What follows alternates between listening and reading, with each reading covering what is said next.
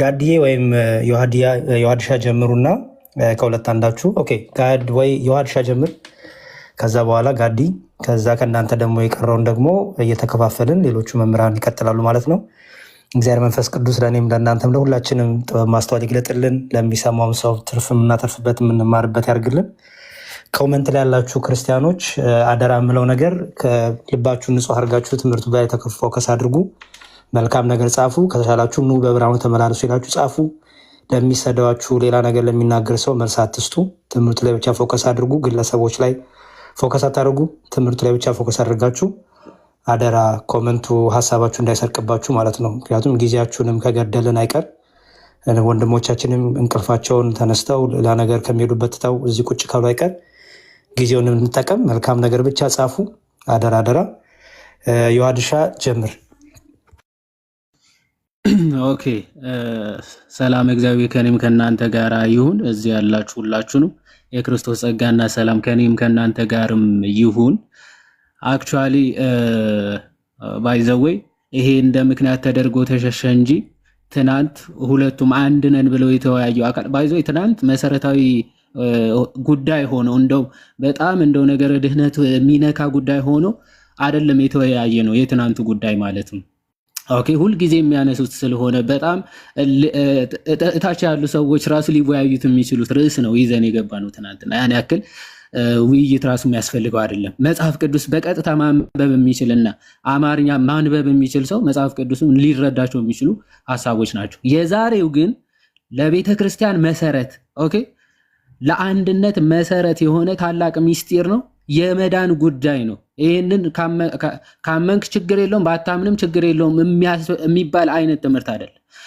በዚህ አንድ ካልሆንክ ደግሞ ቀደምም ወንድሞችም ሲሉ እንደነበረው በክርስቶስ ትምህርት የአንድነት ምንጭና የአንድነት መሰረት የሆነውን ይሄን ትምህርት አንድ ካልሆንክ ሲጀመር ድህነት ራሱ ልታገኝ አትችልም። ለዛ ነው እነዚህ ወንድሞቻችን ትናንት አንድ ነን ብለው መጥተው ለመወያየት ዛሬ ምክንያት ሰበብ የፈለጉት የምርም እንደተባለው ፌር ያልነበረ ቤት ሆኖ ሳይሆን እንዲህ አይነት እምነት ስላላቸው ነው። አንድ ይሄን ቪዲዮ ላሳይና ወደኛ ትምህርት ቀጥታ ገባለሁ። ትናንት አንድ ነን ብሎ ሲወያይ የነበረ ወንድማችን አብሮ ከገባው ጆናታን ጋር ያላቸው በዚህ ትምህርት ያላቸው ልዩነት ተመልከቱ። ከራሱ በእነሱ ነገር ክርስቶስ ስለ ስጋው የሚነገረው ለመለኮቱ የሚነገራል። ህብስቱ ይህ ስጋዬ ነው ካለ ህብስቱን እነሱ የሚያብራሩት እንደዚህ ነው። ሞድ ኦፍ ፕሬዘንስ ይባላል። የኢየሱስ ክርስቶስ ስጋ ኢን ዊዝ አንደር የሚሉት ነገር በህብስቱ ውስጥ ከህብስቱ ጋር እና ከህብስቱ ስር ይገኛል። ምክንያቱም ከክርስቶስ መለኮታዊ ባህሪ ሁሉን በሁሉ ቦታ መገኘት ኦኬ በሁሉ ቦታ ከመገኘቱ የተነሳ ለመለኮት የተነገረ ለሰብአዊ ባህሪም ስለሚነገር ማለት ነው ስጋውም በህብስቱ ውስጥ ይገኛል። ኦኬ ስለዚህ ስጋዬ ነው ሲል ከዚህ ፕሬዘንስ አንጻር ነው ብሎ ያብራራል። ተቀበለዋለህ አትቀበለውም? የኔ ምልከታ ከዚህ ይለያል። ኮምፕሊትሊ ከዚህ ይለያል የኔ ምልከታ ከዱስራ ማለት ነው። ነገር ግን ሞድ ኦፍ ፕሬዘንሱን በተመለከተ ይህ ስለሚያምኑ በዛ ደረጃ ያስረድቃል ማለት ነው። አይዋ ስለዚህ ያልመጣበት ምክንያት ምንድነው? ኮምፕሊትሊ ከነሱ የተለየ ትምህርት ነው ያለው። ኮምፕሊትሊ እነርሱ የሚያምኑት ምን ብለው ነው? አዎ አክቹዋል ፕሬዘንስ አለ ስጋና ደሙ ላይ የክርስቶስ አክቹዋል ፕሬዘንስ አለ ናት ስፒሪቹዋሊ በት አክቹዋሊ ኢሴንሻሊ ፕሬዘንስ ያደርጋል ብለው ነው የሚያምኑት ሉትራኖች ማለት ነው። ይሄ ወገናችን እንደዛ ብለው ያምናል አያምንም። ሶ ዛሬ ቢመጣ አንድ እንዳልሆነ በሚገባ እንደሚጋለጥ ስለሚያውቅ ስለዚህ ሰበብ ማድረግ ምንድነው? በቤቱ ሰበብ ማድረግ ይሻላል። አዎ ፌር አልነበረም። ርዕስ የመረጠው ራሱ ነው፣ ተስማምቶ የወጣው ራሱ ነው። ግን መጨረሻ ላይ ምን አለ? አይ ፌር አልነበረም ቤቱ ሲባል ስለነበረ እኛ እንኳን አላልንም እታች ያሉ ናቸው ያሉት። አርዩ ሲሪየስ? እውነት የምረን ነው? እታች ያሉት ለምንድነው እንደዛ የሚሉት? አንተ ላይ ያለ ፌር ሆኖ ከተሰማ እታች ያሉት ለምንድነው ፌር ሆኖ ያልተሰማቸው? ምክንያቱ ትምህርትን ኦፍኮርስ የረባ አርጊመንት ትናንትም ስላላነሳችሁ ሊሆን ይችላል።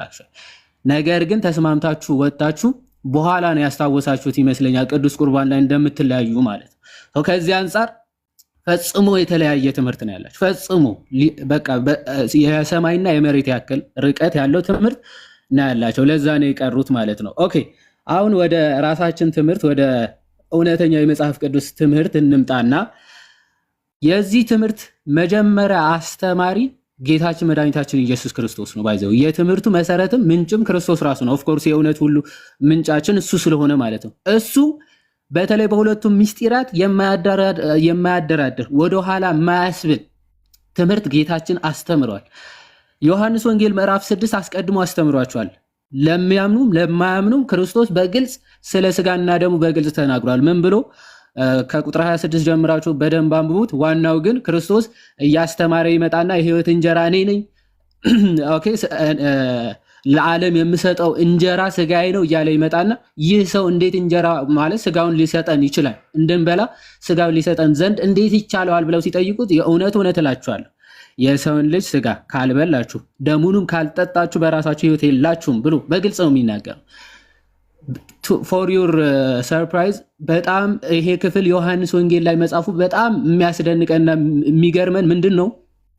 ዮሐንስ በተለምዶ ወይም ደግሞ በአጻጻፉ አይሁዶች ወይም ደግሞ ክርስቶስ ሲናገር የተናገረው ንግግር ምሳሌያዊ ሆኖ በተሳሳተ መረዳት ተረድተውት ከሆነ በየትኛውም ክፍል ተመልከቱ የመረዳታቸውን ስህተት አርሞ ወይም ደግሞ እንዲህ ለማለት ፈልጎ ነበር ክርስቶስ ብሎ በብዙ ክፍሎች ወይም ደግሞ በአብዛኞቹ ክፍላቶቹ እንዲህ ብሎ ዮሐንስ ይተረጉማል። ለምሳሌ ዮሐንስ ወንጌል ምዕራፍ 2 ከቁጥር 24 ላይ ስትመለከቱ ምን ብሎ ይናገራል ክርስቶስ? ይህን ቤተ መቅደስ አፍርሱት፣ ይህን ቤት ካለ በኋላ ስለዚህ በእናንተ ዘንድ የደከሙና የታመሙ ብዙዎች አሉ፣ አያሌዎች ደግሞ አንቀላፍተዋል። ራሳችንን ብንመረምር ግን ባልተፈረደብንም ነበር። ነገር ግን በተፈረደብን ጊዜ ከዓለም ጋር እንዳንኮነን በጌታ እንገሰጻለን ይላል። ስለዚህ ሐዋርያ ቅዱስ ጳውሎስ ምን አለ? ይህንን ምስጢር ሳይገባቸው የተቀበሉ አያሌዎች ነበሩ። ግን እነሱ አያሌዎች ምን ብለዋል? ደከሙ፣ ታመሙ ይልና ያንቀላፉ፣ በሞት ራሱ የተቀሰፏል። ራሳችን ፈትነን መርመረን ብንቀበል ኖሮ ግን ባልተፈረደብንም ነበር፣ ፍርድን ባልበላን ነበር ይልና ይህ ብቻ አይደለም፣ ባይዘወይ ስጋዊ መቅሰፍት ብቻ አይደለም የሚያመጣው። ምን አለ? ነገር ግን በተፈረደብን ጊዜ አለ በፍርድ ጊዜ ከዓለም ጋር እንዳንኮነን በጌታ እንገሰጻለን። በሚመጣው ዓለምም ፍርድን የሚያመጣ ስለሆነ በጌታ እንገሰጽ። ይህንን ምስጢር በታላቅ አክብሮት ራሳችንን ፈትነን መርምረን እንቅረብ ይላል። ወስብሐት ለእግዚአብሔር። እግዚአብሔር ይስጥልኝ። እሺ አድሻ ቃለ ሕይወትን ያሰማልን፣ ጸጋን ያብዛልን። ጋዱ ደግሞ ቀጥል። ዮኒ በኋላ ላይ ከመቀጠሉ በፊት እሺ እኔ ጥቅሶቹን ልንገራቸው። አድሻ ፈጥነ ስለምታውቀው ላጥላጥ አድርገን ያለፍከው ጥቅሶቹን ልነግራችሁ ነው። ዮሐንስ 6:26፣ ዮሐንስ 6:40፣ ዮሐንስ 2:22፣ ዮሐንስ ምዕራፍ 7 አለ፣ ዮሐንስ 12:30 አለ፣ ማቴዎስ 26:26 አለ፣ አንደኛ ቆሮንቶስ ምዕራፍ 10 ቁጥር 16 አለ፣ እንደገና አንደኛ ቆሮንቶስ ምዕራፍ 11 ሙሉ አለ። ስለዚህ አደራ እታች ያላችሁ ወንድምና እህቶቼ ለሌላ ጊዜ እንዲሆናችሁ ጥቅሱን እየጻፋችሁ እንድትይዙት ለማለት ነው። ተባረኩልኝ። እሺ እናመሰግናለን ዮኒ። ሁላችሁም እንግዲህ የአዲሻን ቃል ሕይወት ያሰማልን በሉት፣ አበረታቷቸው። ገስት ላይ ያሉትን ፎሎ አድርጓቸው። አደራ አደራ ፎሎ እያደረጋችሁ ተማሩ። እሺ ጋዲሳይ ደግሞ ቀጥልና ሁለተኛውን ሴሽን ደግሞ አንታቅርብልን። ያሌዶዬ እኔ ሜቢ ሞሮፍ ከአባቶች አንጻር ስለሆነ ማቅረብ የፈለግኩት ሜቢ አኬ ቀጥልና እዚህ ሀሳብ ላይ መጽሐፍ ቅዱስ ላይ ተጨማሪ የሚነሱ ሀሳቦችም ለምሳሌ መታሰቢያ የሚሉት ከምን አንጻር ነው፣ መታሰቢያ ሲሉት መጽሐፍ ቅዱስ ሜቢ የሚጨምራቸው ሀሳቦችም ካሉ እሱ ይቀጥልና እኔ በኋላ ላይ ከአባቶች አንጻር ስለሆነ እኔ ማነሳው ማለት ነው። ከመጽሐፍ ቅዱስ ወደ አባቶች ሄደን ድጋሚ ወደ መጽሐፍ ቅዱስ ከምንመለስ ሀሳቡ ፍሎ እንዲኖረው በዛ መልኩ ቢቀጠል ብዬ ነው። በጣም ጥሩ። እሺ እንደዛ ከሆነ ያው መምህር ብሩክ ታላቃችንም ስለሆኑ መምህር ብሩክና ቀጥሎ አኬ ደግሞ ሁለተኛ ታላቃችን ስለሆነ እንደሱ እናደርጋለን ማለት ነው። አንተንም አለ ልደትም ኦልሬዲ ተዘጋጁት ስለሚመጣው እዚህ ጉዳይ ላይ የተዘጋጁትና እነ መምህር ብሩኪን እነሱ ይቀጥሉና እኛ ቀስ ብለን እንሄድበታለን ወደ መጨረሻ አካባቢ ኖርማል። አንተ መቅደም ትችላለህ። ፋይን መጨረሻ ላይ ያለው ቤት ነኝ ይቆያሉ። ብዙ ኖሪስ ቀጥል። ልደት አብሮ ተያይዞ መሄድ ጥሩ ነው። ቀጥል፣ ችግር የለም። ብሩክ እሺ ቆይ እኔ ያለው በቃ ችግር የለውም። መከባበራችሁን እውነት እግዚአብሔር ያክብርን ሁላችሁንም። የቤተክርስቲያን ልጅነት ይሄ ነው እና ለዛ ነው። ስለዚህ እንደዚህ እና ልደትሻ ስለተዘጋጀህ ልደትዬ ፕሬዘንት አድርግልን። ከዛ መምህር ብሩክ ይቀጥላሉ። ከዛ አኬዋ ይቀጥላል። ከዛ ሜቤድ ያቆመኩ ሀሳብ ካለ ይጨምርና እኔ ምንም ጨምረው ነገር እኔ ዛሬ መማር ነው የምፈልገው። ስለዚህ እኔ አስተባብራለሁ፣ እናንተ ታስተምራላችሁ። ልደትሻ ቀጥል። ኦኬ እኔ እንኳን ብዙ ኦኬ አኬን አስቀምጦ ራሱ ማውራት ይከብዳል በዚህ ርዕስ። እውነቱን ለመናገር ሞር መጨረሻ ላይ ብናገር ደስ ይለኝ ነበረ። ትንሽ ደቂቃ 2-3 ደቂቃ ብቻ ልናገር። በዋነኝነት አሁን የዮሐዴ ቃሉ የተሰማንን ቆንጆ ሀሳብ ነው ያቀረበው እና በጣም ጥሩ ጥሩ ፍሬ ሀሳቦችን አንስቷል። እንግዲህ ቅዱስ ቁርባን እንደምናውቀው በጣም እጅግ መሰረታዊ የሆነ ትምህርት ነው እና ፕሮቴስታንቱ በአብዛኛው የሳቱበት ነገር ምንድነው? መታሰቢያ ነው። ከመታሰቢያ የዘለለ ነገር የለውም የሚል ሀሳብ ነው የሚያነሱት እና እውነት ክርስቶስ ኢየሱስ ስጋውን በቀጥታ መታሰቢያ ብሎታል ወይ? እንደዛ ያለበት የመጽሐፍ ቅዱስ አስተምሮ አናገኝም። ግን ይህንን ለመታሰቢያ ያድርጉት ብሎ ሲናገር መታሰቢያ ብሎ የሚያነሳው ስጋውን ነው ወይንስ ምንድን ነው? እሱ የሚጠቀመው ቃል የሚለውን ነገር ለማንሳት ቆሮንቶስ ላይ ያለውን ሀሳብ ልናገርና እኔ ቆሮንቶስ ላይ ዮሐዴ ተናግሮታል። ምዕራፍ 11 ላይ ያለውን ሀሳብ ልናገር። እኔ እንዲህ ይላል ከአንያ ቆሮንቶስ ምዕራፍ 11 ቁጥር 23 ላይ አንያ ቆሮንቶስ ምዕራፍ 11 ቁጥር 23 ላይ ለእናንተ ደግሞ አሳልፌ የሰጠሁትን እኔ ከጌታ ተቀብዬዋለሁ። እችን ቃል ሳልናገር አላልፍም። ጳውሎስ ከጌታ ከእጁ ተቀብሏል ወይ? ይህን ሚስጥር በሰዓቱ 12ቱ ሐዋርያት በተሰበሰቡ ሰዓት ላይ ሐዋርያትን ሰብስቦ ጌታ ኢየሱስ ክርስቶስ በዚያች ምሽት ማለት ነው ማቴዎስ 26 ላይ አብሮ ከሐዋርያት ጋር ተካፍሏል ወይ? ለምንድን ነው እንደዚህ ብሎ እንዲናገር ያደረገው? ቀላል ቃል አይደለም። በነገራችን ላይ ከጌታ ተቀብዬዋለሁ ነው ያለው። ይህንን የተናገረበት ዋነኛ ነገሩ እንግዲህ ጳውሎስ በቤተ ክርስቲያን ውስጥ አካል አይደለ? ከቤተ ክርስቲያን የተቀበለውን ይህንን ነገር ከጌታ ተቀብሎታል። እኛ ለምሳሌ በዚች ቤተክርስቲያን ውስጥ እስካለን ድረስ የስጋውና ደሙን ስንቀበል ልክ የምንቀበለው ያኔ ሐዋርያት ከጌታ ከራሱ ከእጁ የተቀበለው ልክ እንደዛ በዛ ልክ ነው የምንቀበለው፣ ምንም አይነት ልዩነት ሳይኖረው ማለት ነው። ስለዚህ ያንን ለመጠቆምና በአንዲት ቤተክርስቲያን ውስጥ እንዳለ ለማስረዳት ሐዋርያው ቅዱስ ጳውሎስ ከጌታ ተቀብዬዋለሁ። ሁላችንም የምንቀበለው እንደዛ ስለሆነ ይሄ ምን ያሳያል? በጌታ ቤተክርስቲያን ውስጥ ያለን መሆናችንን የሚያሳይ ነው።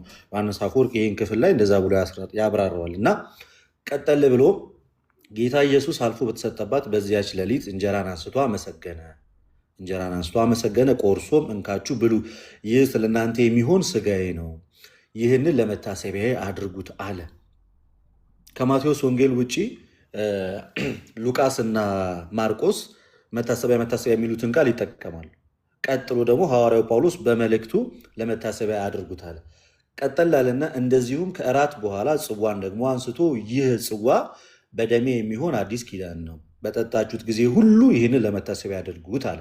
ከመጀመሪያው ቃል እነሳ ጌታ ኢየሱስ አልፎ በተሰጠባት በዚያች ሌሊት እንጀራን አንስቶ አመሰገነ፣ ቆርሶ እንካችሁ ብሎ ይህ የስጋዬ መታሰቢያ ነው አላለም ሐዋርያው ጳውሎስ። አሁን ሚስ የምንደራረገው እዚህ ጋር ምንድን ያለው? ጌታ የተጠቀማት ቃል ይህ ስለ እናንተ የሚሆን የስጋዬ መታሰቢያ ሳይሆን ስጋዬ ነው ብሎ ቃል በቃል ጠርቶታል። ያንን እንጀራውን ካመሰገነ በኋላ በቀጥታ ይሄ ያውን በእጁ የያዘውን ጌታ ኢየሱስ ያንን ህብስቱን አንስቶ ይሄ መታሰቢያዬ ነው ወይንም የስጋዬ መታሰቢያ ነው ብሎ ሳይሆን የጠራው በቀጥታ ሊትራሊ ይሄ ምን ነው አለ፣ ስጋዬ ነው። ከዚህ ተነሰን ጌታ ኢየሱስ ክርስቶስ ስጋዬ ነው ብሎ ከጠራው ያ የክርስቶስ ስጋ ነው እንላለን። ከዚያም የተነሳ የክርስቶስ ስጋ ከሆነ ደግሞ ይሄ እውነተኛ ስጋ ነው ብለን እውነተኛ መብል ነው ብለን የምንነሳው ክርስቶስ ያንን ህብስቱን ስጋዬ ብሎ በቀጥታ ስለጠራው ነው። ከዛ በኋላ ነው ይህን ለመታሰቢያ ያድርጉት ብሎ የተናገረው። ምን ብሎ ከጠራው በኋላ ስጋዬ ነው ካለ በኋላ ይህን ለመታሰቢያ ያድርጉት። ለመታሰቢያ የሚደረገው ምኑን እያሰብን ነው የምናደርገው? ያንን የጌታን ስጋና ደም ማዕዱን በቤተክርስቲያን ውስጥ በምንቀበል ሰዓት ላይ ካህናት በሚሰጡን ሰዓት ላይ እውነተኛውን የጌታን ስጋና ደም ጌታ ስጋዬ ነው ያለው ጌታ ጽዋውን ደሜ ነው ያለውን ያንን ሚስጥር ስንካፈል ምን እያደረግን ነው የምንካፈለው? ይህ በቀጥታ ከቅዳሴያችን ጋር የተገናኘ ነው። ቅዳሴያችን በመጨረሻው ክፍል ላይ ካያችሁ ንዜኑ ሞትከ ወትንሣኤከ ቅድስት፣ አቤቱ ሞትህን እንናገራለን ቅድስት ትንሣኤንም መነሳትህን ማድረግህንም እንዲሁም ዳግም መምጣትህን እያልን ነው። በነገራችን ላይ የጌታን የኢየሱስ ክርስቶስን ስጋና ደም ስንቀበል የምንቀበለው እና ዲያቆኑም ደግሞ ደሙን በሚሰጥ ሰዓት ላይ ዝንቱ ውእቱ ደሙ ለኢየሱስ ክርስቶስ፣ ይሄ የጌታ ኢየሱስ ክርስቶስ ደሙ ነው እያለ ሲሰጥ አንተም በአማን አሜን፣ አዎ ይህ እውነተኛ የጌታ ስጋና ደም ነው፣ አማን አማን አማን እያልክ ነው የምትቀበለው፣ እየመሰከርክ ምኑን ሞቱንና ትንሣኤውን። ስለዚህ የምናስበው ያንን ጀስት ሚርሊ ዳቦ ብቻ ነው ብለን ወይም ደግሞ ከመታሰቢያ የዘለለ ነገር አይደለም ብለን ሳይሆን እውነተኛውን የጌታ ስጋና ደም በምንወስድ ሰዓት ላይ ምን እንላለን? ራሱ ጳውሎስ ቁጥር 26 ላይ ይህንን እንጀራ በበላችሁ ጊዜ ሁሉ፣ ቁጥር 26 ላይ ይህንንም ጽዋ በጠጣችሁ ጊዜ ሁሉ ጌታ እስኪመጣ ድረስ ምኑን ትናገራላችኋል? ሞቱን ትናገራላችሁ። ስለዚህ ትልቅ ምስክር ነው። በክርስቶስ ኢየሱስ ሞት ያገኘነው ዘላለማዊ መብል ነው አይደለ? እንግዲህ በክርስቶስ ኢየሱስ ሞት ክርስቶስ ራሱን በመስቀል ላይ በዋለ ሰዓት በሞቱ የተገኘ ምንድን ነው? ህይወት ነው፣ ያ ስጋና ደሙ ማለት ነው። ስለዚህ ቅዱስ ስጋውና ክቡር ደሙ ስንቀበል ምን እያለን ነው የምንቀበል ማለት ነው? ይሄ የጌታ የኢየሱስ ክርስቶስ እውነተኛ ስጋና ደሙ ነው። ሞቶ መከራን ተቀብሎ ሞትን ድል አድርጎ የሰጠን እውነተኛው የጌታ ስጋና ደም ነው እያልን ነው። ይህንን ያንን እያሰብን መከራውን እያሰብን ኦኬ፣ በመስቀል ላይ ስለ ዓለሙ ሁሉ ብሎ የከፈለውን ያንን የመስቀሉን መከራ ሞቱን እያሰብን ነው እንጂ የምንበላው በቀጥታ ስጋው ይሄ መታሰቢያ ነው እያለን እንድናደርገው አይደለም የተሰጠን። ከዚህ አንጻር መያዝ ያለብን ሀሳብ ትልቁ ሀሳብ መነሻ ሀሳቡ ክርስቶስ ስጋውን ምን ብሎ ጠርቶታል? ፕሮቴስታንቶችንም የምንጠይቃቸው ጌታ ምን ብሎ ነው? ያንን ህብስቱን ምን አለው ነው የኛ ጥያቄ። ህብስቱን መታሰቢያ አለው ወይንስ ህብስቱን ስጋዬ አለው ነው? በቀጥታ ጌታ ይህ ስጋዬ ነው ብሎ ነው የተነሳው አይደለ? ቃሉ ሲጀምር ዋናው ቃል ያለው እንጀራን አመሰገነ፣ እንጀራንም አንስቶ ባርኮ ሰጣቸው። ይህ ምኔ ነው አላቸዋል። ይህ ስጋዬ ነው። እንጀራውን ነው ስጋዬ ነው ብሎ የጠራው። ስለዚህ ክርስቶስ ስጋውን እንጀራዬ ነው ብሎ ከጠራ እኛም ደግሞ ይሄ የክርስቶስ ቅዱስ ስጋ ነው ብለን እንቀበለው። ህብስቱን ወይኑንም ይህ ደሜ ነው ብሎ ከጠራ እኛም ምን ብለን እንቀበል? ደሙ ነው ብለን እንቀበላል። ግን ስጋውና ደሙን ስንቀበል ምኑን እያሰብን መታሰቢያ የሚሆነው ምኑ ነው ማለት ነው? ሞቱን እየተናገርን መከራውን እያሰብን ስቃዩን እያሰብን ምን እንለዋለን ማለት ነው? ጳውሎስ እንደተናገረ ሞቱን ትናገራላችሁ ስላለ ቁጥር 26 ላይ ያንን እየተናገርን የጌታን ስጋና ደም እንቀበላለን። ስለዚህ መታሰቢያ የሚለው ቀጥታ ስጋው መታሰቢያ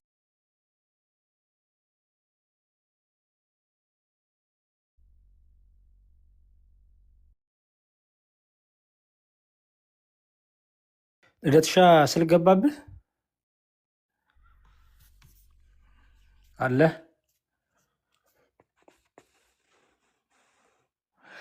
እሺ ተመልሻለሁ ወይስ? አዎ ተመልሳለሁ። አሁን ኦኬ፣ የመጨረሻ ሀሳቤ ልናገር እና አንድ በደንብ እንድትይዙልኝ የምፈልገው ነገር እዚህ የመጽሐፍ ቅዱስ ሀሳብ ላይ በተለይ በዮሐንስ ወንጌልም ሆነ በማቴዎስ ወንጌልም ሆነ በማርቆስም በሉቃስም እንዲሁም በቃ በመጽሐፍ ቅዱስ ሀሳብ ክርስቶስም በዚህ ምድር ላይ ተመላልሶ እንግዲህ ጌታ ቀጥታ ቃል በቃል ካስተማራቸው በጣም ጠንካራ ትምህርቶች ውስጥ አንዱ የቅዱስ ቁርባን ትምህርት ነው።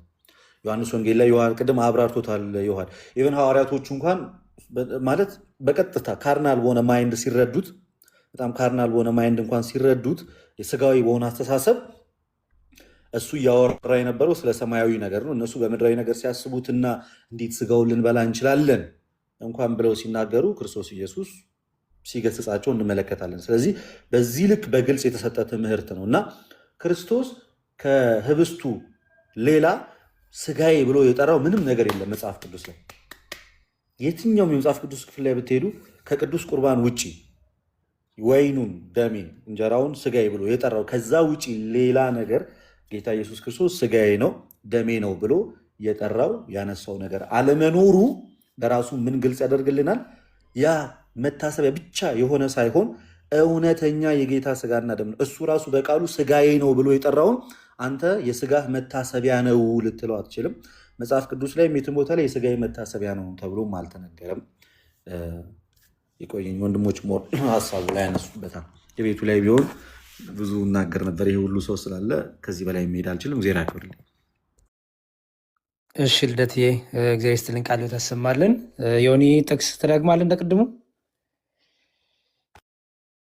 አይ ብዙ ጥቅሶች አላመጡ። ያየሁት ሉቃስ 22 26 ላይ ነበረ ሞር ፎከስ አድርጎ ሲናገር የነበረው። ኦኬ። እና መታሰቢያ የሚለውን ያብራራው በኋላ ደግሞ ሌሎችም ይጨምሩበታል ብዬ አስባለሁ። በኋላ ጥያቄዎችም እንዲሁም እያስገባን እንቀበላለን። የሚጠይቁን ካሉ በዚሁ ትምህርት ዙሪያ ከፕሮቴስታንት ገብቶ የሚጠይቀን ካለ በቅዱስ ቁርባን ዙሪያም በደስታ እንመልሳለን። እሺ አኬዋ አንድ ቁጥር ጻፍ ከተመቸህ የምትመለስ ከሆነ። መምህር ብሩክ አሉ አይደል? አለው ያሬድ አለው። እሺ እርስዎ ደግሞ ጥቂት ያስተምሩ። መልካም ወንድሞች፣ ቃለ ሕይወት ያሰማልን። በጣም ጥሩ መሰረታዊ ነገር ነው የነገራችሁን። የተባሉትን አልደግምም። ምናልባትም ማጠናከሪያ ሊሆኑ የሚችሉ ነጥቦችን ነው አሁንም ማነሳው።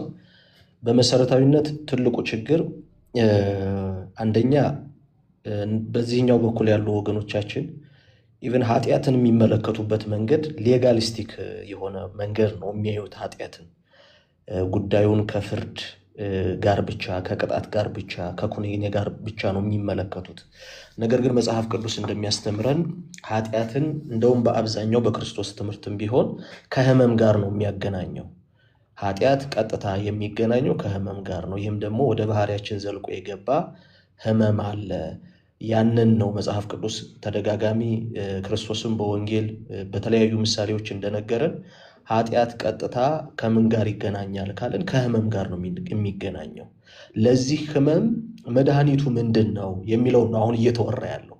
ኃጢአት ህመም ከሆነ ይህ ህመም ደግሞ ወደ ሰው ልጅ ባህሪ ዘልቆ የገባ ከሆነ ወደ ሰው ልጅ ባህሪ ዘልቆ የገባውን ይህን ህመም የሚፈውሰው መድኃኒት ምንድን ነው የሚለውን ነው የምንመለከተው።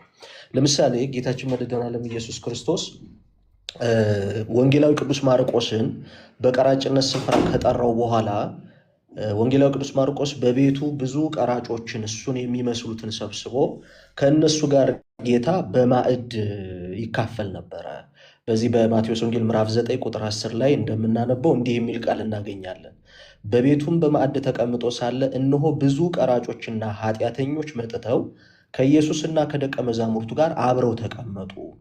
ፈሪሳውያንም አይተው ደቀ መዛሙርቱን መምህራችሁ ከቀራጮችና ከኃጢአተኞች ጋር አብሮ ስለምን ይበላል አሏቸው።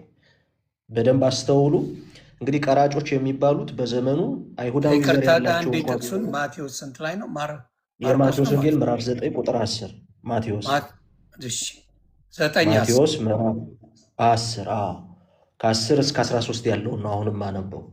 ይህንን በደንብ እንድትረዱት ምንድነው ኃጢአት ህመም ነው። ይሄ ህመም ደግሞ ወደ ሰው ልጅ ባህሪ ዘልቆ የገባ ስለሆነ ይሄ ህመም አይዲያሊ አይደለም የሚፈወሰው። ስለዚህ ወደ ባህሪያችን ዘልቆ የሚገባ መፈወስ የሚችል ከኛ ጋር ሊዋሃድ የሚችል መድኃኒት ያስፈልጋል። አሁን ቁርባን ብለን ስንነጋገር እየተነጋገርን ያለ ነው ዝም ብሎ ከሰው ባህሪ ውጭ ስላለ ነገር ሳይሆን በሰው ባህሪ ውስጥ ዘልቆ የገባውን ህመም፣ ኃጢአት የተባለውን ህመም ወደ ባህሪያችን ዘልቆ በመግባት ሊፈውሰው ስለሚችለው አማናዊ መድኃኒት ነው እያወራን ያለ ነው። ስለዚህ ጌታችን ምን አለ? እንግዲህ ቀራጮች እንደምታውቁት በመጽሐፍ ቅዱስ ትምህርት አይሁዳዊ ዘር እንኳ ያላቸው ቢሆኑም በጊዜው የፍልስጤን ምድር የሮም መንግስት ቅኝ ስለገዛ በሮም መንግስት ስር ውስጥ ሆኖ ታክስ ኮሌክተር ማለት ቀራጭ ማለት ታክስ ኮሌክተር ግብር ሰብሳቢ ነው። ቀረጥ ለመቅረጥ በእነዚህ የመንግስት ስርዓት ውስጥ አገልጋይ መሆን እንደ ባንዳ ነው የሚታየው። በዘመኑ አይሁዳውያን መሬታቸውን አሳልፈው ቢሰጡም ልባቸውን ለሮም መንግስት አሳልፈው ስላልሰጡ ከአቅም ማነስ ስለሆነ የተገዙላቸው እንደ ኃጢአተኛ ነው የሚገለሉት። በዚህ ብቻ አይደለም ቀራጮች እንደ ኃጢአት የሚገለሉት። በሮም መንግስት አገልጋይ መሆናቸው አንድ ነገር ነው። ከሚሰበስቡት ብር ደግሞ ላይ ስለሆነ ብር የሚያገኙት ሲቀርጡም ከፍ አድርገው ነው የሚቀርጡት። ይሄ እንደ በደል እንደ ኃጢአት ይታያል። ሶስተኛው የሮም መንግስት የአምልኮ ጣዖት ምስል ያለበትን ሳንቲም ስለሚይዙ ለአይሁዳውያን እንዲህ ባለው ስራ ውስጥ ማለፍ እንደ ኃጢአት ስለሚታይ ቀራጮች የተገለሉ ናቸው፣ ኃጢአተኞች ናቸው። በአደባባይ ኃጢአት የተከሰሱ ስለሆኑ በአምልኳቸውም በማህበራዊ ግንኙነታቸውም ያገሏቸዋል። ክርስቶስ ግን ማቴዎስን ጠራና በማቴዎስ ቤት ደግሞ የማቴዎስ ባልንጀሮች የሆኑ ሌሎች ኃጢአተኞች በተሰበሰቡበት ተገኘ። ፈሪሳውያንን ይሄ አላስደሰታቸውም። በደንብ አስተውሉ። አላስደሰታቸውም። ቀረቡና የጌታን ደቀ መዛሙርት መምህራችሁ ስለምን ከኃጢአተኞች ጋር ከቀራጮች ጋር አብሮ ስለምን ይበላል አሏቸው። ከሰሱ ማለት ነው። ክርስቶስን ለደቀ መዛሙርቱ ከሰሱ። እኔ አሁን እንድታስተውሉት የምፈልገው ክርስቶስ የመለሰውን መልስ ነው። በደንብ እንድናስተውለው የምፈልገው ኢየሱስም ሰምቶ ህመምተኞች እንጂ ባለጤናዎች ባለመድኃኒት አያስፈልጋቸውም በደንብ አስተውሉ። ህመምተኞች እነዚህ ህመምተኞች የተባሉት ቀድሞ ምንኞች ተብሎ ተጠርተዋል? ኃጢአተኞች ተብሎ ተጠርተዋል። ይሄ ህመም ምንድን ነው ማለት ነው? ኃጢአት ነው። ወደ ባህሪያችን ዘልቆ የገባው ኃጢአት፣ እግዚአብሔርን ማጣት፣ ይሄ ከአዳም ውድቀት የተነሳ በእኛ ባህሪ ውስጥ የሰለጠነው ጉስቁልና፣ ድቀተ ባህሪ፣ ያ ህመም ተብሎ ተጠርቷል። ክርስቶስ ታዲያ ምን አለ? ራሱን ምን ብሎ ጠራ ካልን ባለመድኃኒት። በደንብ አስተውሉ፣ ተመልከቱ። አሁን ኢየሱስም ሰምቶ ነው የሚለው ህመምተኞች እንጂ ባለጤናዎች ባለመድኃኒት አያስፈልጋቸውም። ኃጢአተኞቹ ህመምተኞቹ ናቸው። ይሄ ህመም የራስ ፍልጠት የሆድ ቁርጠት አይደለም። የምን ህመም ነው? የኃጢአት ህመም ነው። ታዲያ ክርስቶስ ምን እያለ ነው በዚህ ምሳሌ ውስጥ ካልን የታመሙ ናቸው በኃጢአታቸው፣ ከሌላው የተሻለ ኃጢአታቸውን ያመኑ እስከሆነ ድረስ እኔ ለእነዚህ ሰዎች አስፈልጋለሁ ብሎ ራሱን በሁለት መንገድ ነው የገለጸው። አንደኛ ባለመድኃኒት፣ በደንብ አስተውሉ። ባለመድኃኒት ነው፣ መድኃኒት ነው። ባለመድኃኒት ማለት ሐኪም ማለት ነው። ግን ደግሞ ይህ ሐኪም የሚለየው ከሱ ውጭ ያለ መድኃኒት የሚሰጥ ሐኪም አይደለም። መድኃኒት አድርጎ የሰጠው ምኑን ነው ካልን ራሱን ነው መድኃኒት አድርጎ የሰጠው። ክርስቶስ ኃጢአት ህመም ለሆነባቸው ሰዎች ራሱን ባለመድኃኒት ራሱን መድኃኒት አድርጎ አቅርቧል። ለዚህ ነው ምን አለ? ደግሜ ያነበዋለሁኝ። ኢየሱስም ሰምቶ ህመምተኞች እንጂ ባለጤናዎች ባለመድኃኒት አያስፈልጋቸውም ማለት። ባለመድኃኒቱ እርሱ ነው፣ መድኃኒቱም እርሱ ነው። ይሄ መድኃኒት ምንድን ነው ካልን ቁርባን፣ የጌታችን ስጋና ደም ነው። በደንብ ይህንን ወደ ኦሪት ዘፍጥረት ምዕራፍ 3 ላይ ሄደን የሰው ልጅ እንዲበላ የተፈቀደለትን ትቶ እንዳይበላ የተከለከለውን ዕፀ በለስን በመብላቱ የተነሳ ተመልከቱ፣ እንዲበላ የተፈቀደለትን ትቶ እንዳይበላ የተከለከለውን በመብላቱ የተነሳ ኃጢአትን ሰርቷል። ኃጢአትን ተከትሎ ደግሞ በባህሪው ውስጥ ዘልቆ የገባ ህመም አጋጥሞታል። ከሱ የተገኙት ሁሉ ጤነኛ ካልሆነው ከአዳም የተገኙ ስለሆኑ ህመምተኞች ናቸው ሁሉም የሰው ልጆች። ይሄ ህመም ደግሞ አፋዊ አይደለም፣ ውጫዊ አይደለም፣ ውሳጣዊ፣ ወደ ህሊና ውስጥ ዘልቆ የገባ ወደ ባህሪያችን ዘልቆ የገባ ሞት ነው። ስለዚህ ከባህሪያችን ጋር የተቆራኘውን ይህንን ህመም በመብላት ነው የመጣብን። በደንብ አስተውሉት። ይሄ ህመም የገጠመን በመብላት የተነሳ ነው። ይሄ ደግሞ የበላነው ነገር ከበላነው እጽ ሳይሆን ከበላንበት አለማመንና ካለመታዘዛችን የተነሳ የመጣ ነው። ክርስቶስ በነገራችን ላይ አሁንም ቢሆን እኛን ያዳነበት መንገድ በመብል የጠፋነውን በመብል ነው ያዳነን። እንዲሁም የሶርያው ፀሐይ ቅዱስ ኤፍሬም ሲናገር የሐሙስ ውዳሴ ማርያም ላይ በምንጸልየው ጸሎት ላይ ከዕፀ ሕይወት እንበላ ዘንድ ተከለከልን ይላል። ዕፀ ሕይወት የሚለው በገነት ውስጥ ካሉ ዛፎች መካከል የሰው ልጅ እግዚአብሔርን ባለመበደል ጸንቶ ቢኖር ራሱን አድሶ የሚኖርበት ወደ ዘላለም ሕይወትና መንግስት የሚሸጋገርበት ዛፍ ነው ዕፀ ሕይወት። ነገር ግን የሰው ልጅ ያንን መብላት እንዳይችል ተከልክሏል። ኦሪት ዘፍጥረት ምዕራፍ 3ን ስታነቡ እግዚአብሔር የገነትን ዛፍ የሕይወትን ዛፍ እንዳይበላ ከገነት አስወጥቶታል። በገነት በር ደግሞ መላእክትን አጥር ቅጥር አድርጎ አቁሞበታል። ለምን? ዕፀ ሕይወትን እንዳይበላ። በዛ ሁኔታ ውስጥ ዕፀ ሕይወትን ቢበላ ኑሮ የማይድን ድዊ፣ የማይፈወስ ህሙም፣ ሕይወት የሌለው ሙት ሆኖ ለዘላለም ይኖር ነበር። ክርስቶስ ያንን ከለከለው። በኋላ ላይስ ምን አደረገ? ወደ ባህሪያችን ዘልቆ የገባውን ይህንን ህመም ሊፈውስ የሚችል መድኃኒት ሆነ። ለዚህ ነው የሶርያው ፀሐይ ሲናገር በእንተ ሔዋን ታጽሖተ ገነት ወበማርያም ድንግል ተርወለነ ዳግመ ከፈለነ ንብላ ዕፀ ሕይወት። ተመልከቱ፣ ከዕፀ ሕይወት እንዳንበላ ተከለከልን። ክርስቶስ ግን ራሱ የሕይወት ዕፅ ሆኖ የሕይወት መብል ሆኖ መጣ። እሱም ደግሞ አለ ስጋና ደሙ ነው። ዝውእቱ ስጋሁ ለክርስቶስ ወደሙ ክቡር። ይሄ ደግሞ ዕፀ ሕይወት የምንለው የሕይወት መብል መፈወሻ መድኃኒት የምንለው የክርስቶስ ስጋው የክርስቶስ ደሙ ነው። በደንብ አስተውሉ ይሄንን።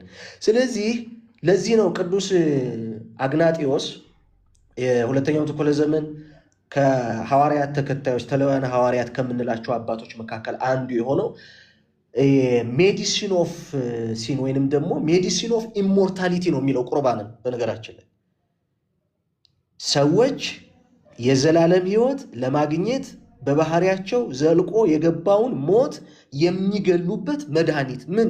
የጌታችን ስጋና ደም። ስለዚህ ቁርባን ስንል እያወራን ያለነው በባህሪያችን ዘልቆ የገባውን ሕመምና ሞት የምናወጣበት በአማን የሆነውን ዕፀ ሕይወት ክርስቶስን መብላት መጠጣትን ነው እያወራን ያለነው። ይሄ በደንብ ሊስተዋል ይገባል። ሌላው አብረን የምንይዘው ያልተቀበሉት ሰዎች ያልተቀበሉበት ምክንያት ምንድን ነው ካልን